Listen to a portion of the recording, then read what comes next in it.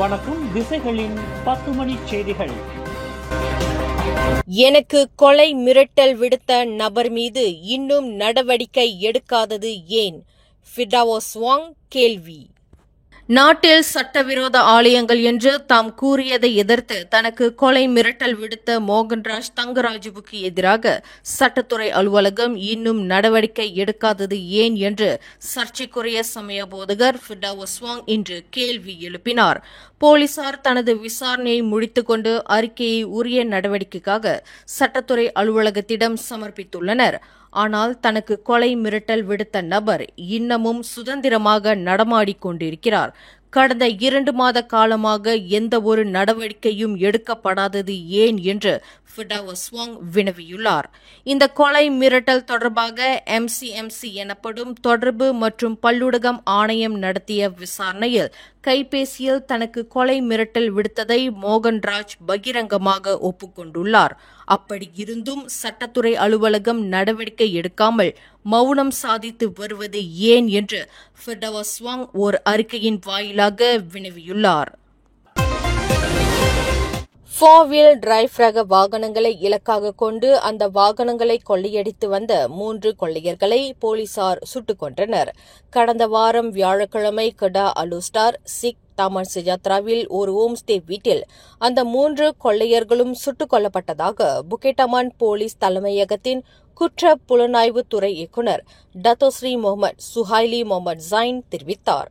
கிடைக்கப்பெற்ற உளவு தகவலின் அடிப்படையில் அதிகாலை 2:30 மணியளவில் அந்த ஹோம்ஸ்டே வீட்டில் போலீசார் மேற்கொண்ட திடீர் சோதனை நடவடிக்கையில் 35க்கும் 37க்கும் இடைப்பட்ட வயதுடைய அந்த 3 கொள்ளையர்களும் சுட்டு வீழ்த்தப்பட்டதாக இன்று அலுஸ்டாரில் நடைபெற்ற செய்தியாளர்கள் கூட்டத்தில் முகமது சுஹைலி கூறினார். முன்னதாக அந்த 3 கொள்ளையர்களும் போலீசாரை நோக்கி துப்பாக்கி பிரயோகம் நடத்தினர். போலீசார் பதிலடி தாக்குதலை நடத்தியதில் 3 சம்பவ இடத்திலேயே மாண்டனர் என்று அவர் குறிப்பிட்டார். மலாக்கா, ஸ்லாங்கூர், பஹாங், பேரா ஆகிய மாநிலங்களில் திருடப்படும் வாகனங்களை கடத்தல் கும்பலிடமிருந்து பெற்று நாட்டின் எல்லை பகுதி வாயிலாக வெளியேற்றும் செயலில் இந்த கும்பல் ஈடுபட்டு வந்ததாக முகமது சுஹைலி மேலும் கூறினார்.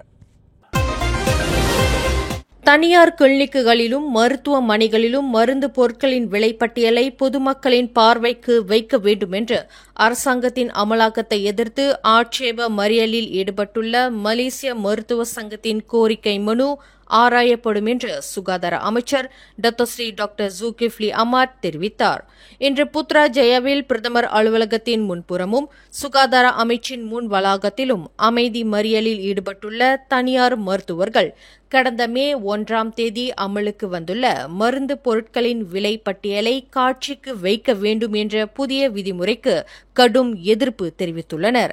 சுகாதார அமைச்சின் அந்த புதிய சட்ட விதி அகற்றப்பட வேண்டும் என்றும் மருந்து பொருட்களை பொதுமக்களின் பார்வைக்கு வைக்க முடியாது என்றும் திட்டவட்டமாக தெரிவித்துள்ள மலேசிய மருத்துவ சங்கமான MMA இன்று தன்னிடம் வழங்கிய மகஜர் குறித்து முடிவு செய்வதற்கு முன்னதாக அதன் உள்ளடக்கம் விரிவாக ஆராயப்படும் என்று டாக்டர் ஜூகிஃப்லி அமாட் குறிப்பிட்டார். இம்மாதம் நடைபெறவிருக்கும் PKR கட்சியின் உயர்மட்ட தலைவர்களுக்கான தேர்தலில் கட்சியின் துணைத் தலைவர் பதவிக்கு உதவித் தலைவர் நூருல் ஈசா அன்வார் போட்டியிட வேண்டும் என்று தொகுதி தலைவர்கள் தீர்மானம் நிறைவேற்றி வருகின்றனர்.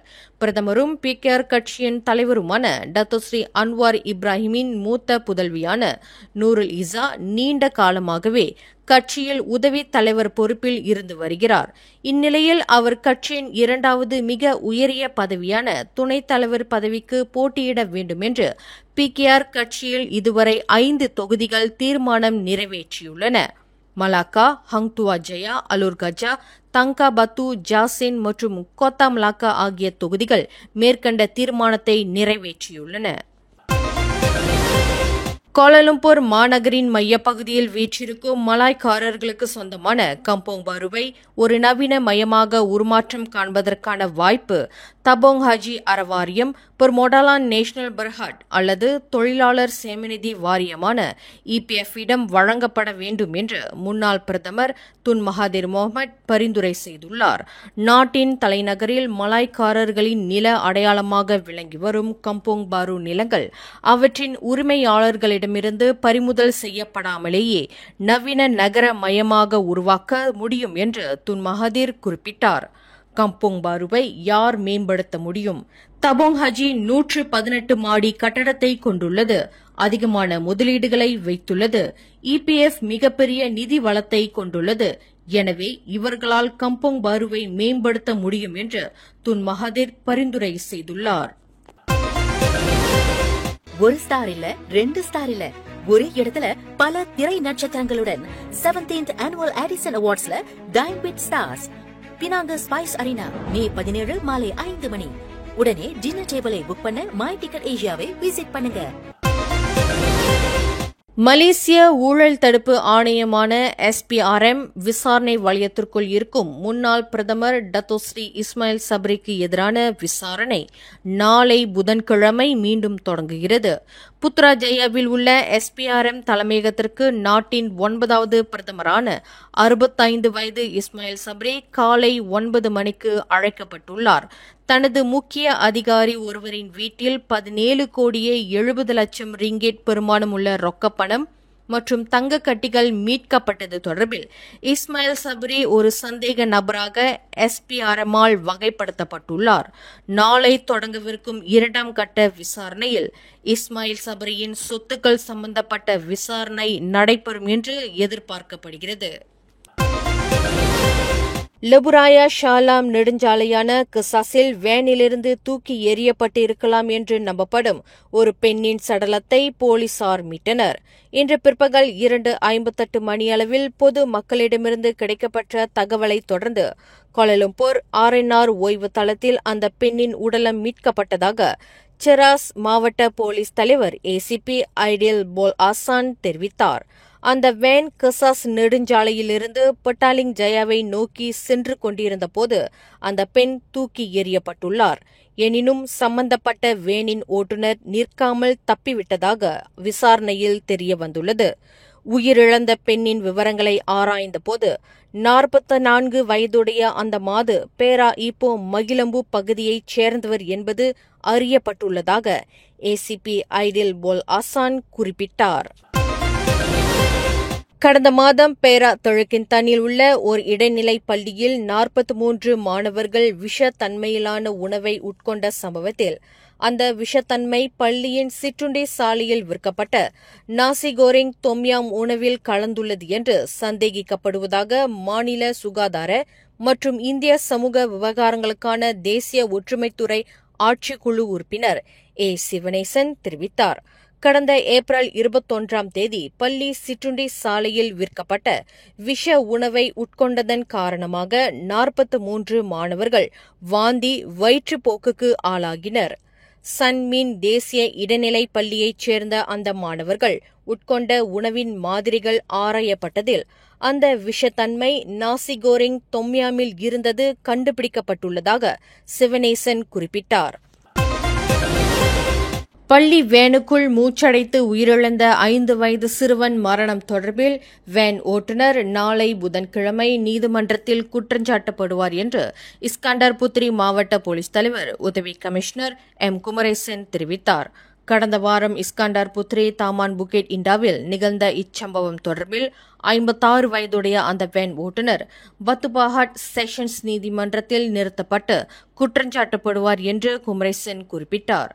காலையில் பாலர் பள்ளியில் சேர்க்கப்பட வேண்டிய 5 வயது சிறுவன் வேனுக்குள்ளேயே உறங்கியிருக்கலாம் என்று நம்பப்படும் நிலையில் அந்த சிறுவனை பாலர் பள்ளியில் சேர்க்கப்படாமல் வீட்டிற்கு திரும்பிவிட்ட அந்த வேன் ஓட்டுநர் வேன் கதவை பூட்டிவிட்டதாக நம்பப்படுகிறது. மதியம் 12 மணியளவில் அந்த ஓட்டுநர் வேனின் கதவை திறந்தபோது சிறுவன் மூச்சு திணறலுக்கு ஆளாகி இறந்த நிலையில் கண்டுபிடிக்கப்பட்டது அந்த வட்டாரத்தில் பெரும் பரபரப்பை ஏற்படுத்தியது. மலேசிய ஊழல் தடுப்பு ஆணையமான SPRM தலைமையகத்தில் புலன் விசாரணைக்கு உதவும் வகையில் சாட்சியம் அளிக்கச் சென்ற ஒரு வர்த்தக பெண்மணியான 42 வயது டத்தின் ஸ்ரீ பமேலாலிங் மர்மமான முறையில் காணாமல் போனது தொடர்பில் சிறப்பு விசாரணை குழு அமைக்கப்படும் என்று போலீஸ் படை தலைவர் தான் ஸ்ரீ ரசாருடின் உசேன் அறிவித்துள்ளார். கடந்த ஏப்ரல் 9ஆம் தேதி காணாமல் போன டத்தின் ஸ்ரீ பமேலாலிங் கடத்தப்பட்டதாக நம்பப்படுகிறது. இந்நிலையில் 1 மாத காலம் ஆகியும் அந்த பெண்மணியை பற்றி எந்தவொரு தகவலும் கிடைக்காத நிலையில் சிறப்பு விசாரணை குழு ஒன்றை அமைக்கும்படி புக்கிட் அமன் போலீஸ் தலைமையகத்தின் குற்ற புலனாய்வு துறைக்கு தாம் உத்தரவிட்டுள்ளதாக ஐஜிபி குறிப்பிட்டார். பமேலா லிங் கடத்தல் தொடர்பில் அவரின் கணவர் உட்பட 16 பேரிடம் விசாரணை நடத்தப்பட்டுள்ளதாக தான் ஸ்ரீ ரசருடின் தெரிவித்துள்ளார். கடந்த மாதம் ஷாலாமில் ஒரு வங்கியின் முன்புறம் சக பிச்சைக்காரரை கத்தியால் குத்தி கொலை செய்ததாக ஆடவர் ஒருவர் மஜிஸ்ட்ரேட் நீதிமன்றத்தில் இன்று குற்றஞ்சாட்டப்பட்டார்.